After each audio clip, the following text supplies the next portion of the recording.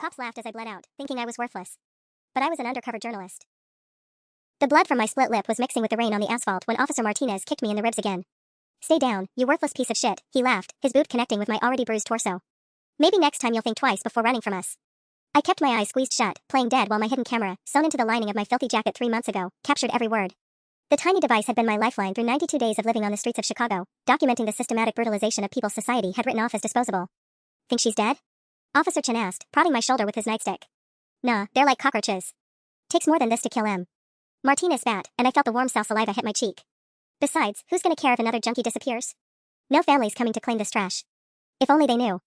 Sarah Martinez, no relation to the bastard standing over me, investigative journalist for the Chicago Tribune, Northwestern Journalism School graduate, Polk Award nominee.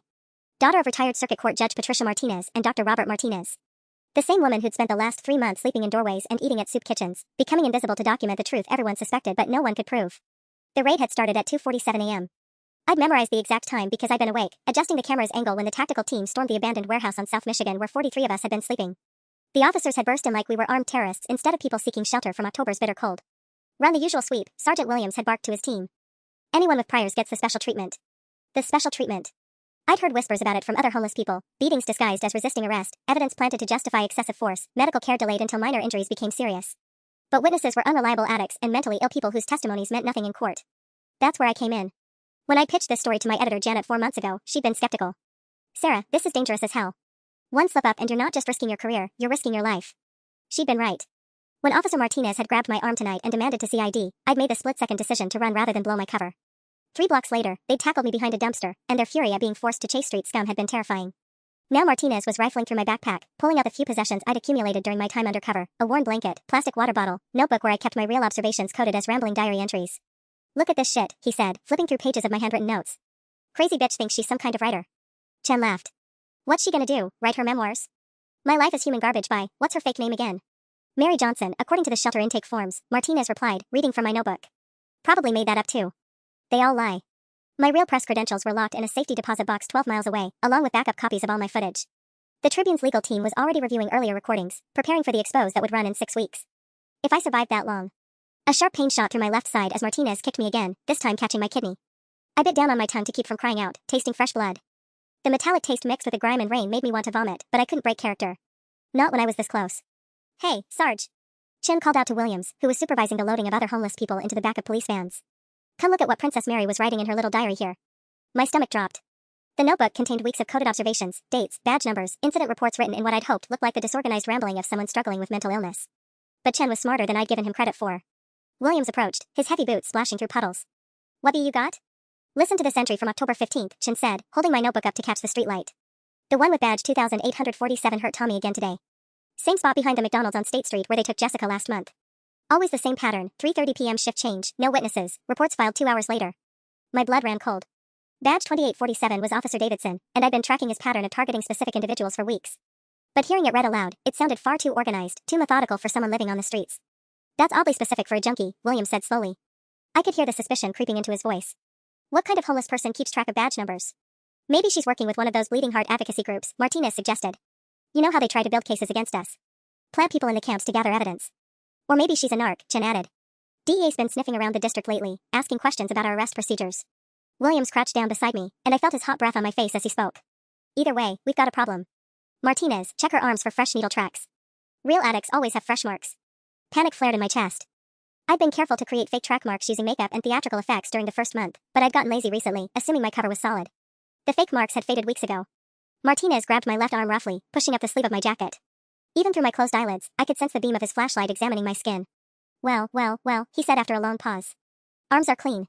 No fresh tracks, no collapsed veins. Skin's too healthy for someone who's supposedly been shooting up for years."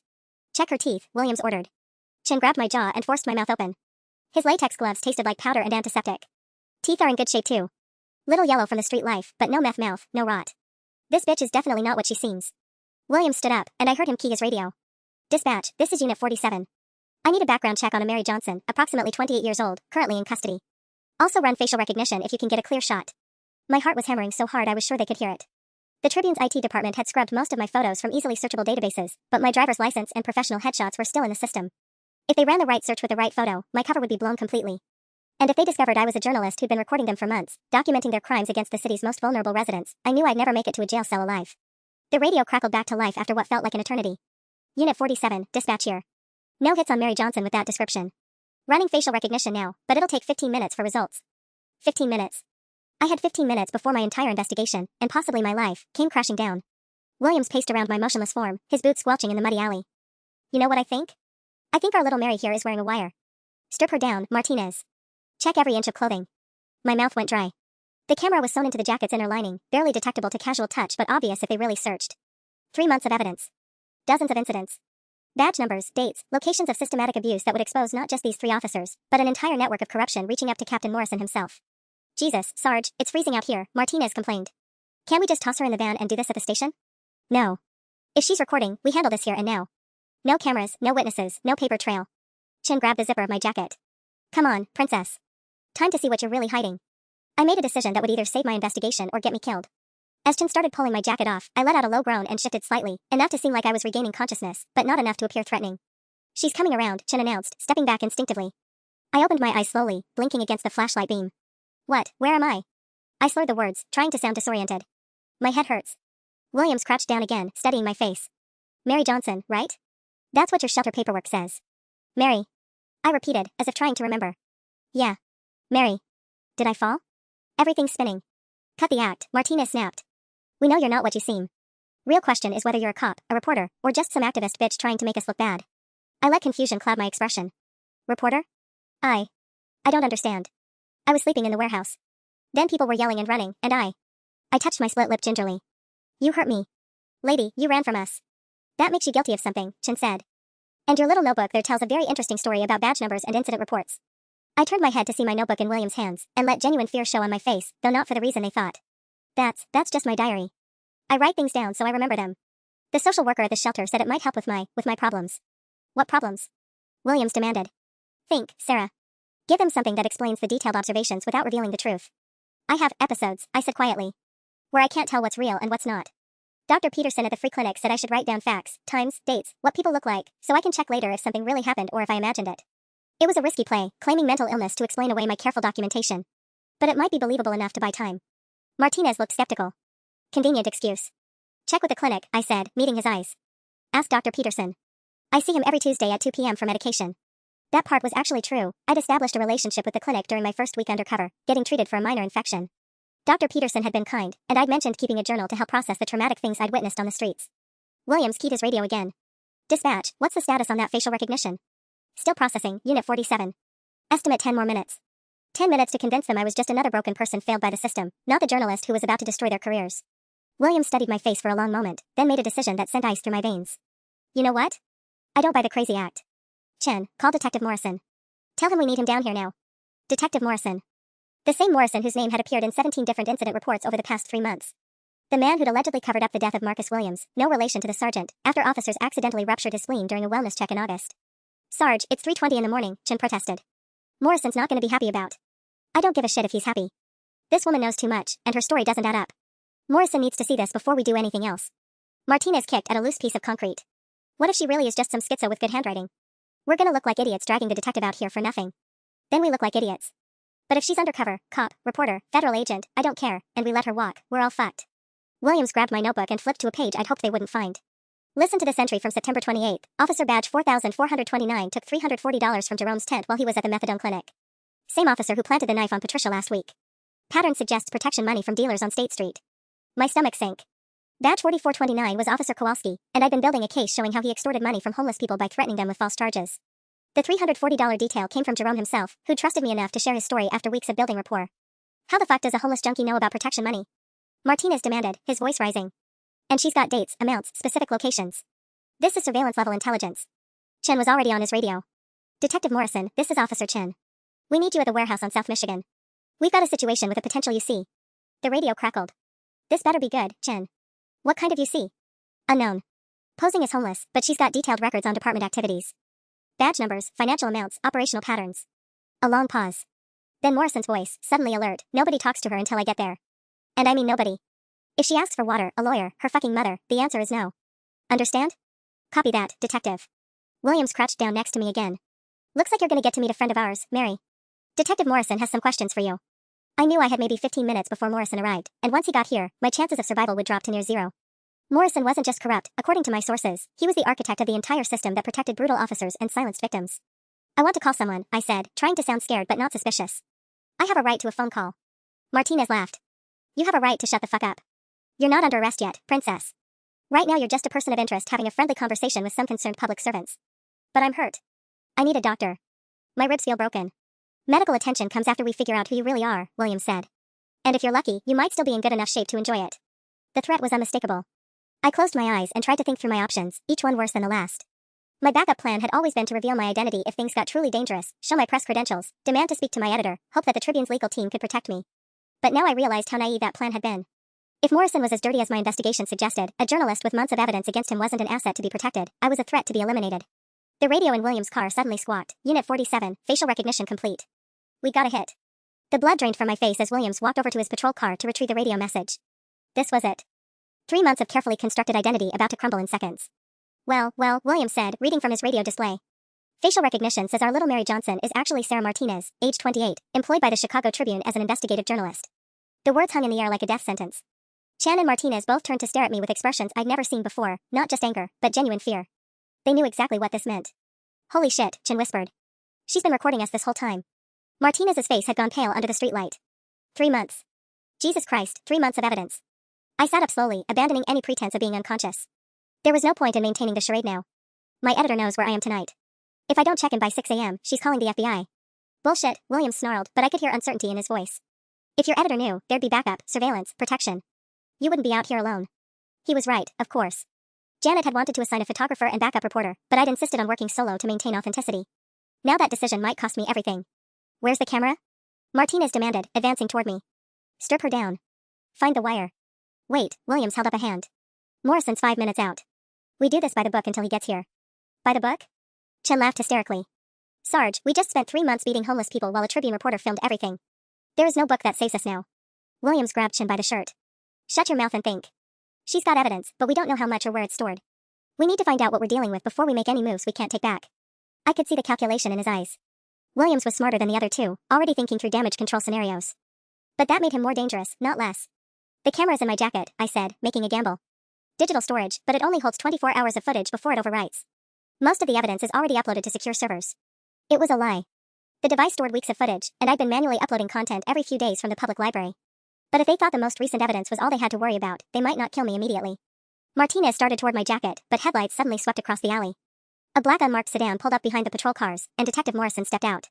He was smaller than I'd expected from his reputation, maybe 5'8", graying hair, unremarkable face.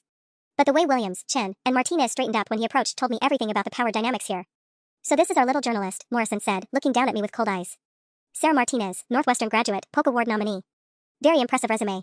The fact that he knew about the Polk nomination sent chills through me. That information wasn't in standard databases. He'd made calls, done research, probably while driving over here. Detective Morrison, I said, trying to project more confidence than I felt. I assume you know why I'm here. To destroy good police officers doing difficult jobs in an impossible city, he replied smoothly. To sensationalize necessary force and turn criminals into victims for your bleeding heart readers.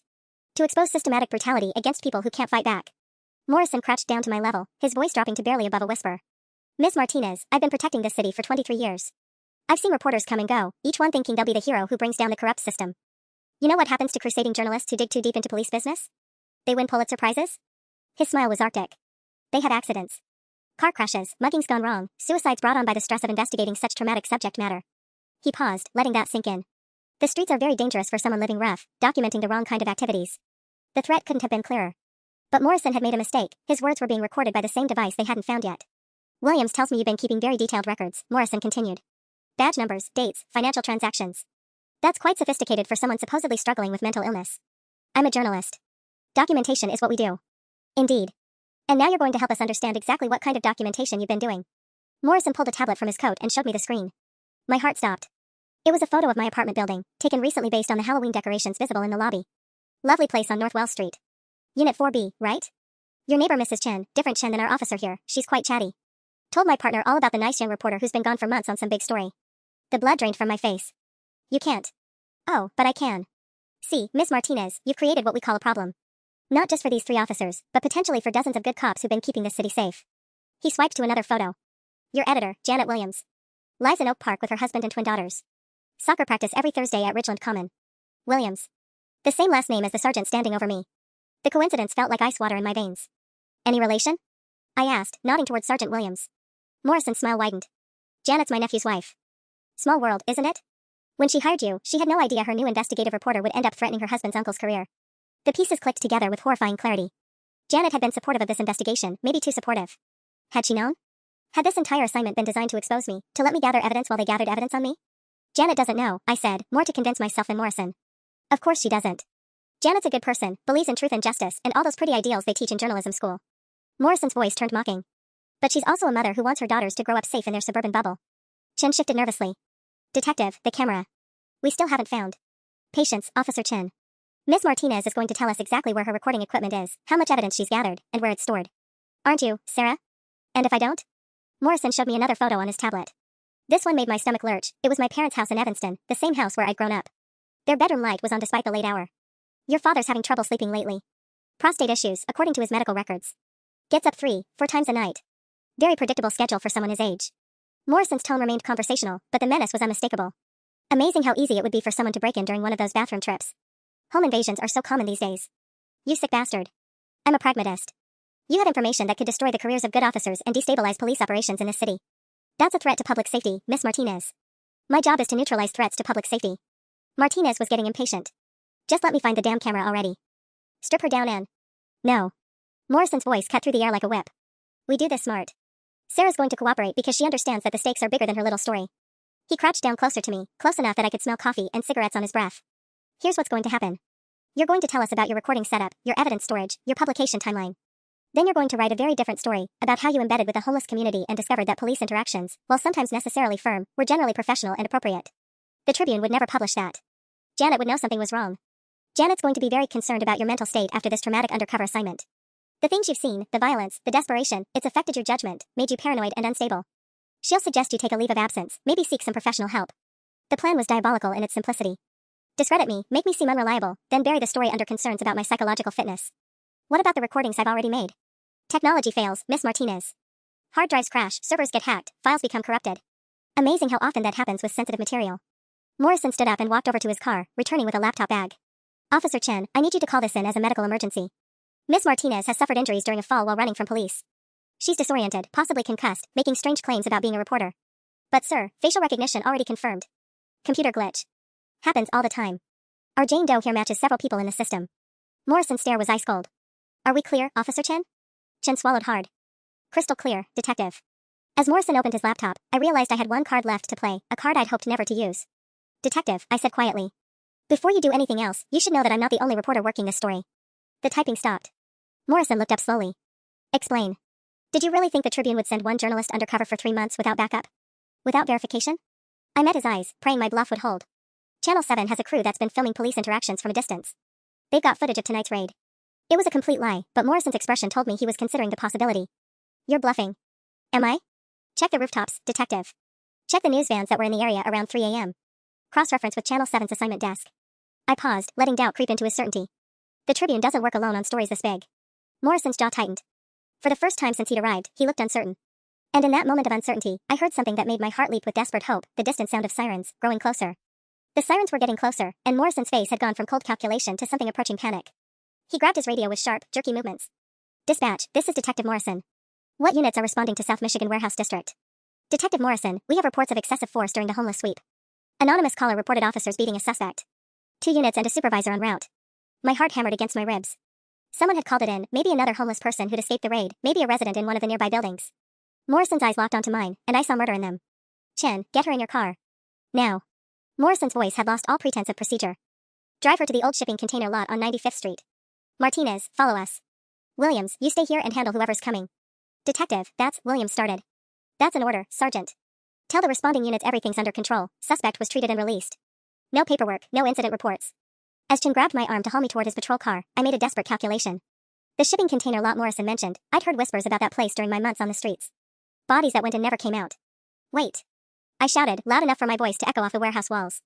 Detective Morrison, badge number 1847, just ordered officers to transport me to 95th Street to eliminate evidence of police brutality. Morrison backhanded me across the face hard enough to snap my head sideways. Shut your fucking mouth. But the damage was done. My voice had been loud, clear, and specific. If anyone was listening, other officers, residents, anyone with a phone, they'd heard Morrison's name and badge number connected to what sounded like a kidnapping. The sirens were only blocks away now. Change of plans, Morrison said, his mind racing. Chen, cuff her for resisting arrest. Martinez, plant the knife from your kit. We're booking her on assault with a deadly weapon. Sir, if she really is recording, Martinez began. The recording stops being a problem if she's a violent criminal who attacked police officers. Who's going to believe a junkie with a knife over 3 decorated cops? Chen was reaching for his handcuffs when headlights swept across the alley entrance. The first responding unit had arrived, a patrol car with 2 officers I didn't recognize from my months of surveillance. Morrison keyed his radio quickly. Responding units, this is Detective Morrison on scene. Situation contained. Single suspect in custody, no assistance needed. But the patrol car kept coming, pulling into the alley. Both officers got out, and I could see them taking in the scene, me bleeding on the ground, 4 cops standing over me, the tension thick enough to cut. Detective Morrison? The older officer approached cautiously. Officer Rodriguez, District 12. We got a call about excessive force in progress. Anonymous tip said someone was screaming for help. False alarm, Rodriguez. Routine arrest, suspect tried to run and took a spill. We've got everything handled here. Rodriguez's partner, a younger woman with sharp eyes, was looking directly at me. Ma'am, are you injured? Do you need medical attention? This was my moment. Maybe my only moment. My name is Sarah Martinez, I said clearly, projecting my voice. I'm an investigative journalist with the Chicago Tribune. Detective Morrison just threatened to kill me to cover up police brutality I've been documenting. She's delusional, Morrison said quickly. Possible head injury from her fall. She's been claiming to be everything from a doctor to a lawyer since we found her. But Rodriguez was already on his radio. Dispatch, I need a supervisor and EMTs to South Michigan warehouse. Also requesting a detective from Internal Affairs. Belay that, Morrison snapped. I'm the ranking detective on scene. Sir, with respect, if there are allegations of misconduct, protocol requires. Officer Rodriguez, Morrison's voice carried decades of authority. Stand down. That's a direct order. The young female officer stepped closer to me, ignoring Morrison entirely. Ma'am, what's your full name and date of birth? Sarah Elena Martinez, born March 15, 1995. My press credentials are in safety deposit box 247 at First National Bank on LaSalle Street. My editor is Janet Williams at the Tribune. I caught myself before mentioning the family connection. Call the Tribune City desk. Ask for managing editor David Chen. Morrison's face went white. David Chen was well known in Chicago journalism circles, and mentioning specific details like a safety deposit box location made my story sound credible. Rodriguez, I'm ordering you to clear this scene, Morrison said, his voice tight with barely controlled rage. I'm sorry, detective, but I can't do that. Not with allegations this serious. Rodriguez keyed his radio again. Dispatch, expedite that supervisor and IA detective. Also requesting a forensics team. The sirens were multiplying now, backup for the backup, exactly what Morrison had been trying to avoid. Within minutes, this quiet alley would be swarming with witnesses, cameras, and people who couldn't be threatened or bought. Morrison looked at me with pure hatred. You have no idea what you've just done. I've done my job, I said, meeting his stare. And your career is over. The first news van arrived 18 minutes later, and I watched Morrison's face crumble as Channel 7's satellite dish extended into the night sky. Detective Sarah Kim from Internal Affairs had already begun separating the officers, taking preliminary statements while crime scene techs photographed my injuries. This is exactly what I was trying to avoid, Morrison muttered to Sergeant Williams, apparently forgetting that I was still within earshot. Media circus, IA crawling up our asses, the whole department under scrutiny because of one bleeding heart reporter. Detective Kim approached me as the paramedics finished their initial assessment. 3 cracked ribs, possible concussion, lacerations requiring stitches, enough evidence of excessive force to make Morrison's she fell down story laughable. Miss Martinez, I need to ask you some preliminary questions before we transport you to the hospital, Kim said, her voice professional but not unkind. You mentioned recording equipment? I nodded toward my jacket, which was now evidence bagged and tagged. Sewn into the lining. Digital camera about the size of a button. It's been recording continuously for the past 4 hours. 4 hours? Kim's eyebrows rose. So it captured the entire raid? Everything. The warehouse entry, the beatings, the threats, Morrison's plan to disappear me at the shipping container lot. I paused, watching Morrison's face go even paler. It also captured him threatening my parents and my editor's family. Kim made rapid notes. We'll need to examine the device under controlled conditions. Chain of custody, proper forensic protocols. Detective Kim, Morrison interjected, I have serious concerns about this woman's mental state. She's been living on the streets for months, claims to be undercover but has no departmental authorization, no press credentials on her person. Because they're in the safety deposit box I mentioned, I interrupted. Box 247, First National on LaSalle. The key's in my apartment at 1247, North Wells Street, Unit 4B, taped under the bathroom sink. My editor David Chen has the backup key. The specificity seemed to convince Kim. We'll verify all of this, Miss Martinez. In the meantime, I'm placing Officers Martinez, Chen, and Detective Morrison on administrative leave pending investigation. This is outrageous, Morrison snarled. 23 years of service, and you're taking the word of some delusional. Detective Morrison, Kim's voice cut like steel. I strongly advise you to stop talking. Anything else you say will be included in my report. The second news van, Channel 5 this time, pulled up as they loaded me into the ambulance. I could see Morrison through the rear window, pacing frantically while talking on his phone. Probably calling his union rep, maybe reaching out to whoever had been protecting him all these years. As we drove toward Chicago General, my phone buzzed with a text. The paramedics had returned my personal effects, and somehow I'd missed the message that came in 20 minutes ago. It was from David Chen at the Tribune. Sarah, just got a call from police scanner enthusiast. Heard your name on radio traffic. Are you safe? Legal team is mobilizing. Do not talk to anyone without Tribune lawyer present. Relief flooded through me. David must have been monitoring police frequencies, waiting for any sign that my investigation had gone sideways. The Tribune's resources were now fully engaged, lawyers, fact-checkers, editors who could publish the story even if something happened to me. My phone buzzed again. This time it was a number I didn't recognize. Miss Martinez, this is Captain Patricia Morrison. I believe you've met my husband. We need to talk. Morrison was married. And his wife was reaching out directly, which meant either she was part of his corruption or she was trying to distance herself from what was about to explode across Chicago's front pages. I stared at the message, wondering if this nightmare was just beginning. I was staring at Captain Patricia Morrison's text when my phone rang. David Chen's name flashed on the screen. Sarah, thank God, his voice crackled through the ambulance's radio interference. Are you hurt? Can you talk freely? I glanced at the paramedic monitoring my 4. I'm okay. 3 cracked ribs, some stitches needed. But David, they found the camera. Internal Affairs has it now. Good. That's actually good. I could hear typing in the background. David was already working. Listen carefully. We've got problems beyond what happened tonight. After I got the scanner alert about you, I started making calls. Tribune's legal department discovered something. The ambulance hit a pothole, sending a spike of pain through my ribs. What kind of something? Janet's been feeding information about your investigation to someone outside the paper. Phone records show 17 calls to the same unlisted number over the past month. Always after your check-ins with her. My blood went cold. Janet Williams, Detective Morrison's nephew's wife. The woman who'd been so supportive of my undercover work, who'd helped me plan my cover story, who knew my real identity and location. David, you have to pull her off the story. If she's compromised, she's already suspended. But Sarah, there's more. The unlisted number? It traces back to a law firm that represents the Chicago Police Union. Someone's been building a case against you for weeks. Through the ambulance's rear window, I could see we were approaching Chicago General. The hospital where, according to my investigation notes, at least 4 homeless individuals had died from injuries sustained while resisting arrest over the past 6 months. David, don't let them take me to Chicago General. Please. What? Why not? It's in my notes. Dr. Patricia Hendricks in the ER there, she's been covering up police brutality cases. Falsifying medical reports, understating injuries, claiming homeless victims were intoxicated when they weren't. The line went quiet except for rapid typing. Jesus Christ. How deep does this go? Deeper than I thought. Morrison mentioned a shipping container lot on 95th Street. I think that's where they dispose of people who can't be silenced with threats. The ambulance was slowing down, approaching the hospital's emergency bay. I could see Dr. Hendricks through the glass doors, waiting with a wheelchair and 2 orderlies I didn't recognize. David, they're here. Dr. Hendricks is waiting for me. Sarah, listen to me very carefully.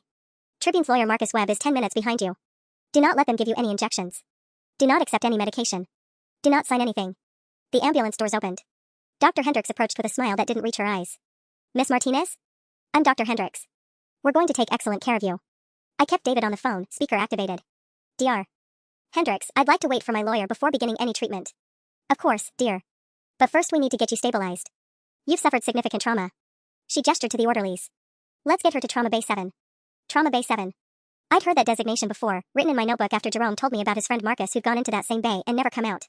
Actually, I said, gripping my phone tighter, I'm requesting transfer to Northwestern Memorial. My family physician is on staff there. Dr. Hendricks' smile faltered. Miss Martinez, you're in no condition to be transferred. You need immediate care. Through the phone, I heard David's voice. Sarah, Tribune's legal team is now 3 minutes away. Hold your ground. One of the orderlies, a large man with sergeant stripes tattooed on his forearm, moved closer to my stretcher. Ma'am, hospital policy requires that we touch me without consent and you'll be featured in tomorrow's Tribune headline, I said loudly enough for the growing crowd of hospital staff to hear. Along with Dr. Hendricks and whoever else thinks they can silence a journalist. The orderly stopped, looking uncertainly at Dr. Hendricks. Behind them, I could see Detective Morrison's unmarked sedan pulling into the hospital parking lot. My phone buzzed with another text from Captain Patricia Morrison. Miss Martinez, my husband is desperate. Desperate men do dangerous things. We need to talk tonight.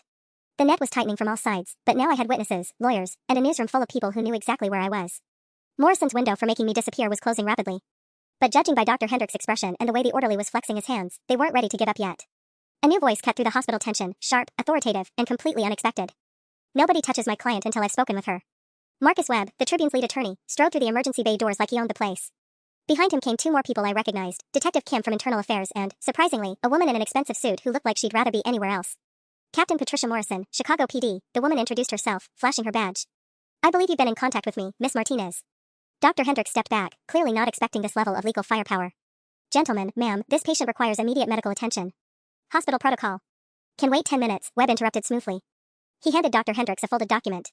Court order requiring that Miss Martinez receive treatment only from physicians with no prior connection to Chicago PD brutality cases. Northwestern Memorial has agreed to accept transfer. Dr. Hendricks' face went ashen as she read the order. This is highly irregular. I've never been accused of. October 15th, Marcus Williams, homeless male, age 34, I said from my stretcher, reciting from memory. Brought here after police wellness check resulted in ruptured spleen. Your report listed cause of injury as accidental fall. Toxicology showed no drugs or alcohol, contradicting your assessment of intoxication. The emergency bay had gone completely silent. Captain Morrison was staring at me with something that might have been respect. You memorized medical records? Detective Kim asked. I memorized everything. Badge numbers, incident reports, financial transactions, medical cover-ups. I looked directly at Dr. Hendricks. Including the $47,000 deposit made to your offshore account 3 days after Marcus Williams died. Dr. Hendricks stumbled backward like I'd physically struck her. I don't know what you're talking about. Cayman Islands National Bank, account number ending in 4792, I continued.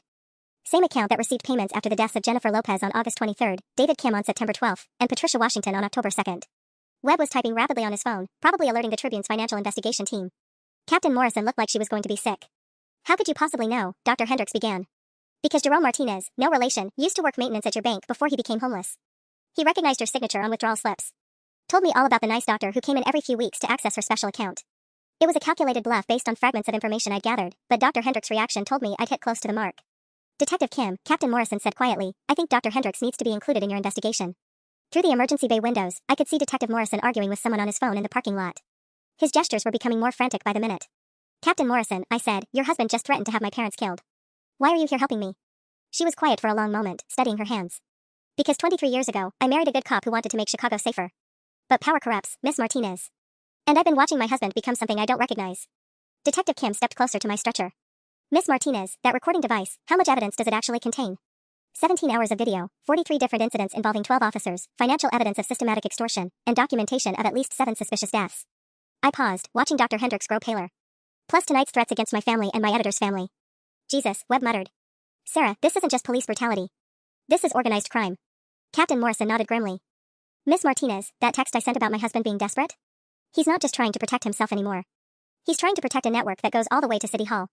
The ambulance radio crackled with an urgent transmission. All units, we have reports of break-ins in progress at 1247 North Wells Street and 847 Maple Avenue in Evanston. Anonymous caller reports suspicious activity at both locations. My parents' address. My apartment building. Morrison was making good on his threats, even with half the Chicago PD watching him. That son of a bitch, I whispered, then louder, Detective Kim, those are the addresses Detective Morrison threatened tonight. He's having my parents' house and my apartment searched right now. Captain Morrison was already on her radio. All units responding to Wells Street and Maple Avenue, this is Captain Morrison. Suspect Detective James Morrison, badge 1847, of orchestrating illegal searches. Place him in custody immediately.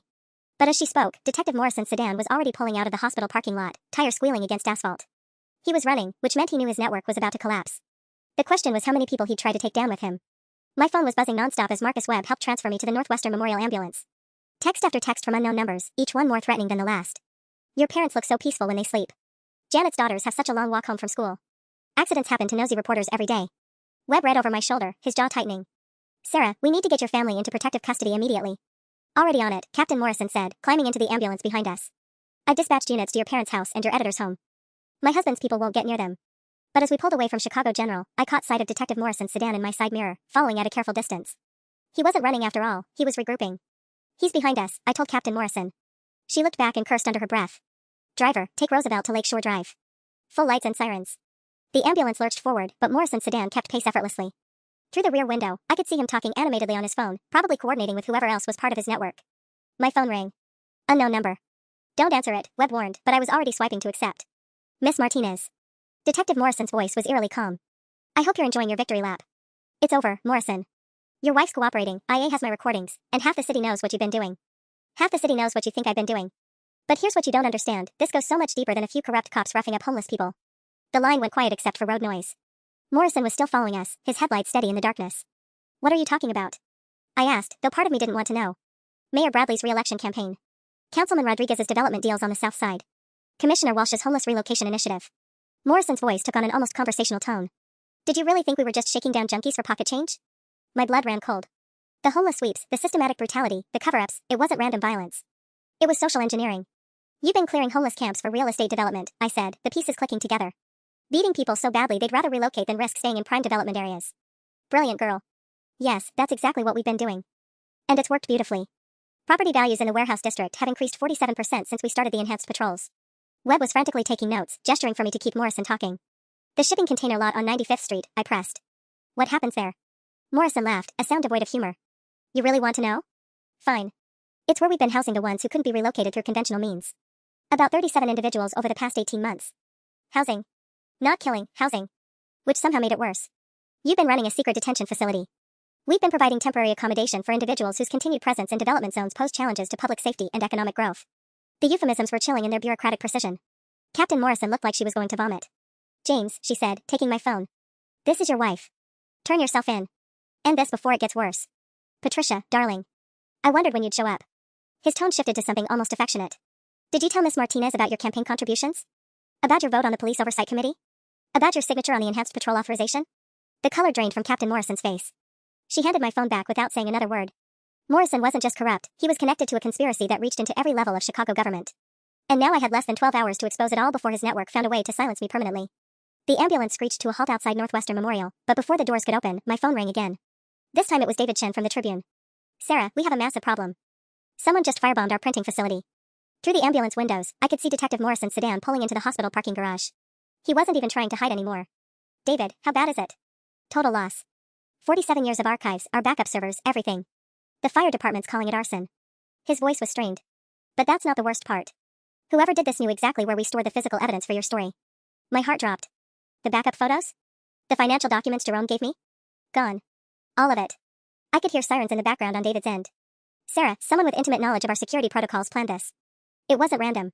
Captain Morrison was listening to her radio, her face growing darker by the second. Miss Martinez, I'm getting reports of simultaneous fires at 3 other locations. The homeless shelter on State Street where you conducted interviews. The legal aid office that was helping your sources. And... She paused, looking stricken. And what? The storage facility where Internal Affairs keeps evidence from ongoing investigations. Detective Kim's voice crackled over the radio. All units, we need immediate backup at 1247 North Wells. Building superintendent reports break-in at Unit 4B. Suspect still on scene. My apartment. While Morrison had been following us, his people had been executing a coordinated strike against every piece of evidence that could destroy their network. They're erasing everything, I whispered. Systematically eliminating every trace of the investigation. Webb was on his phone, barking orders to someone at the Tribune. I don't care if it's 4 a.m. Wake up every editor we have. We're going to digital publication immediately, before they can destroy anything else. But as he spoke, my phone buzzed with a text that made my blood freeze. Tribune servers offline. Cyber attack in progress. All digital files corrupted. IT security. Morrison had thought of everything. Physical evidence burned, digital files corrupted, witnesses scattered. In less than 2 hours, he'd managed to dismantle months of careful investigation. Miss Martinez, Detective Morrison's voice came through the hospital's PA system. Could you please report to the main lobby? There's someone here who'd like to speak with you. How the hell had he gotten access to the hospital's communication system? Captain Morrison grabbed her radio. Security, this is Captain Morrison. CPD locked down the building immediately. Do not allow Detective James Morrison access to any patient areas. The response crackled back. Ma'am, Detective Morrison is here with Mayor Bradley and Councilman Rodriguez. They're requesting to speak with the patient as part of an ongoing city investigation. The mayor. Morrison hadn't been making desperate phone calls. He'd been coordinating with his political partners, the very people who'd been profiting from the systematic brutalization of Chicago's homeless population. Webb grabbed my arm. Sarah, we're not staying here. Tribune's helicopter is en route to the roof. We're getting you somewhere safe until we can figure out how deep this corruption goes. But as orderlies wheeled me toward the elevator, the building's lights flickered and died. Emergency power kicked in seconds later, bathing everything in an eerie red glow. Ladies and gentlemen, Morrison's voice echoed through the darkened hospital corridors. We're going to do this the easy way or the hard way. Miss Martinez, you have something that belongs to the people of Chicago. It's time to give it back. The emergency lighting cast everything in blood-red shadows as Webb helped me out of the wheelchair. Through the hospital's windows, I could see Detective Morrison standing in the main lobby with 2 men in expensive suits, Mayor Bradley and Councilman Rodriguez, exactly as the security guard had announced. The stairwell, Captain Morrison whispered, pointing toward an exit sign. We can reach the roof access from there. But as we moved toward the stairs, my phone buzzed with an incoming call from a number that made my heart stop, my parents' landline. Don't answer it, Webb warned, but I was already accepting the call. Sarah? My mother's voice was shaky, terrified. Sweetheart, there are men here. They say they're police, but they won't show us proper identification. Mom, where's Dad? Are you both okay? He's here with me. They want to know about some safety deposit box key. They're saying you're in trouble, that you've stolen police evidence. I could hear male voices in the background, one of them giving orders. Tell her she has 15 minutes to turn over all recordings and documentation, or we start treating this as a hostage situation. Sarah, my father's voice came on the line, steadier than my mother's but strained. These aren't real police. Real officers would have warrants, proper procedures. Whatever you're working on, don't give it up for us. The line went dead. Captain Morrison was already on her radio. Units at Maple Avenue in Evanston, what's your status? Static. Then, Captain, this is Unit 23. We're 2 blocks out, but we've got a situation. Someone called in a gas leak on Maple Avenue. Fire department has the whole street cordoned off. We can't get through. Convenient timing, I muttered. Morrison's network was more sophisticated than I'd imagined. They'd found a way to isolate my parents while keeping legitimate police at bay. The stairwell door burst open behind us. Detective Morrison stepped through, flanked by 2 hospital security guards who looked distinctly uncomfortable. Sarah, he said, his voice echoing in the narrow corridor. I just got off the phone with your parents. Lovely people. Your father's quite the fighter, reminded me a lot of myself at his age. Let them go, Morrison. This is between us. Actually, it's between you and the future of Chicago. He gestured toward the lobby where Mayor Bradley was waiting. Do you have any idea how much money your little investigation has already cost this city? The Bradley Development Initiative represents $4.2 billion in infrastructure investment. 12,000 construction jobs. Tax revenue that will fund schools, hospitals, public transportation for the next decade. Webb stepped protectively in front of me. None of which justifies systematic brutality against homeless citizens. Homeless citizens, Morrison repeated mockingly. 43 individuals standing in the way of progress for 2.7 million Chicago residents. The math is pretty simple, counselor. Captain Morrison raised her weapon, pointing it directly at her husband. James, you're under arrest for kidnapping, extortion, and conspiracy. You have the right to remain silent. Patricia, put the gun down. You're about to destroy both our careers over a bleeding heart reporter who doesn't understand how the world actually works. I understand perfectly, I said, stepping around Webb despite his protests. You've been running a systematic campaign of violence to clear homeless populations from areas designated for development. You've murdered at least 7 people, detained 37 others illegally, and corrupted everyone from beat cops to the mayor's office. Morrison smiled. Prove it. That's when I realized his fatal mistake. While his people had been busy destroying physical evidence and corrupting digital files, they'd overlooked something crucial. Detective Kim, I called out, knowing she was monitoring radio traffic. Please confirm, has the evidence from my jacket been processed yet? Her voice crackled back immediately, affirmative. Digital storage device extracted and copied. Files have been uploaded to federal servers as part of joint investigation with FBI Public Corruption Unit. Morrison's smile vanished. That's impossible. The device was damaged during your arrest. The device in my jacket was a decoy, I said, watching his face crumble. The real camera was sewn into my shoe. 4 months of footage, Detective Morrison. Including tonight's threats against my family, your confession about the detention facility, and your admission that this conspiracy reaches the mayor's office. The hospital's main power suddenly returned, flooding the corridor with harsh fluorescent light. And with it came the sound of multiple helicopters approaching, not just the Tribune's aircraft, but what sounded like a full federal response. Morrison's radio crackled, all units, this is FBI Special Agent Martinez. Federal agents are taking control of this scene. Any Chicago PD personnel interfering with our investigation will be placed under arrest. Agent Martinez. Another coincidence of names, or had the FBI been monitoring this situation longer than anyone realized? Morrison looked at his wife, then at me, his expression shifting from rage to something approaching resignation. You have no idea what you've just destroyed. I've destroyed a criminal conspiracy, I replied. The city will survive. The homeless people you've been terrorizing will finally have justice. Through the hospital windows, I could see federal agents surrounding Mayor Bradley and Councilman Rodriguez in the lobby below. Morrison's entire network was collapsing in real time. But as Captain Morrison moved to handcuff her husband, he made one last desperate play. The shipping container facility, he said quietly. Those 37 people I mentioned? They're still there. And if I don't check in with my contact every 6 hours. He let the threat hang in the air. My blood ran cold. Even in defeat, Morrison held the lives of 36 people in his hands. The federal agents had Morrison in handcuffs when his phone started ringing. He looked at me with dead eyes as Agent Martinez, who turned out to be my second cousin from my father's side, examined the device. Unknown number, she announced. Could be his contact at the detention facility. Morrison's smile was poisonous. Answer it. Tell them Detective Morrison sends his regards. See what happens to those 37 people when they realize their protection is gone. Agent Martinez studied the phone, then looked at me. Sarah, we need to know the location of this facility. Lives are at stake. I don't know exactly where it is. Morrison only mentioned 95th Street and shipping containers. I turned to Captain Morrison. Patricia, you must have some idea where your husband was operating. She shook her head, tears streaming down her face. He kept his extracurricular activities completely separate from our home life. I knew he was corrupt, but I never imagined. The phone stopped ringing. Then immediately started again. Morrison laughed. That's Marcus Webb calling back. He gets nervous when I don't answer. Former Marine, did 2 tours in Afghanistan before he came to work for us. Very thorough, very loyal, and very protective of his 37 house guests. Webb. The Tribune's lawyer stepped forward. There's another Marcus Webb? Marcus Webb the security contractor, Morrison confirmed. Not to be confused with your Marcus Webb the attorney. Amazing coincidence, really. Made coordination much easier when people assumed they were the same person. My mind raced. The fake Marcus Webb had been getting updates on my investigation through the real Marcus Webb's legitimate communications with the Tribune. Every legal strategy, every protection plan, every safe house location, Morrison's network had been monitoring all of it. Agent Martinez was already on her radio. I need satellite surveillance of every shipping container facility within 15 miles of 95th Street. Priority Alpha. Lives in immediate danger. Agent Martinez, Morrison said conversationally, you should know that Marcus, my Marcus, has very specific instructions about what to do if federal agents start circling the facility. Something about a regrettable structural collapse that would make identification of remains challenging. The hospital corridor had gone silent except for the hum of fluorescent lights and distant radio chatter. Through the windows, I could see news vans assembling in the parking lot. Word was getting out despite Morrison's attempts to control the narrative. My phone buzzed. Text from unknown number, Dr. Patricia Martinez, your parents are safe. This is Agent Rodriguez, FBI. We have them in protective custody at Northwestern Memorial, room 847. I showed the message to Agent Martinez. Is Rodriguez one of yours? Her face went white. We don't have an Agent Rodriguez on this operation. She grabbed her radio immediately. All units, we have a potential breach. Unknown subject claiming to be FBI Agent Rodriguez has made contact with the victim's family. Morrison's laughter filled the corridor. Oh, this is beautiful. You really think you can just swoop in and arrest everyone without consequences? My people have been planning for federal intervention since day one. Captain Morrison grabbed her husband by the shirt. James, where are my parents-in-law? What has your network done with him? Patricia, darling, they're perfectly safe. As long as Miss Martinez here agrees to a simple exchange. Her parents' freedom for her silence about everything she's discovered. That's not how this works, Agent Martinez snapped. We don't negotiate with. The hospital's fire alarm suddenly blared to life. Red lights flashed in the corridors as an automated voice announced, "Attention, fire reported on floors 4 through 7. All personnel evacuate immediately via stairwells A and C." Morrison's smile widened. "Stairwell B leads directly to the parking garage, Agent Martinez. I'd suggest you take Miss Martinez that way if you want to avoid the media circus outside." It was obviously a trap, but the alternative was evacuating through the main lobby where reporters and potentially more of Morrison's people were waiting. "Sarah," Agent Martinez said quietly, "I need you to make a choice.